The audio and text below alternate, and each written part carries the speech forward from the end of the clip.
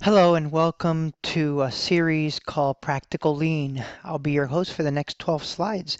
My name's Al Diaz, and today we're going to be learning about lean. And this slide deck will provide you with an everyday view of lean, where it's nice for us to be able to reach out for the right thing at the right place during the right time. In Lean, we focus on different principles, practices, and tools, and we have a focus on waste elimination. I'm not going to go through each of them, but we do know as managers that we don't like to redo our work.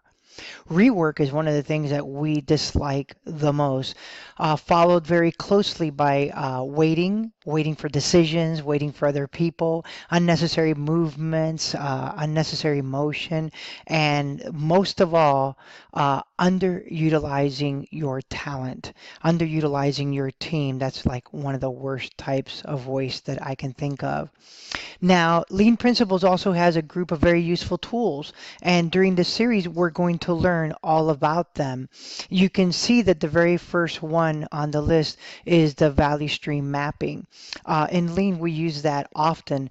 Think about value stream mappings in different types of situations, right? If you go with your family to McDonald's and you order a Happy Meal, that's order to customer is the value stream map. And we're actually going to see that as an example during the series. We have creation to customer value stream maps as well as concept to launch value stream maps. And in short order, when you think about value stream mapping, you think about defining, you think about documenting the current state, understanding where you're at today, understanding the future state, designing for the future state, creating the implementation plan, and then implementing, and most of all, making sure things are adopted, right?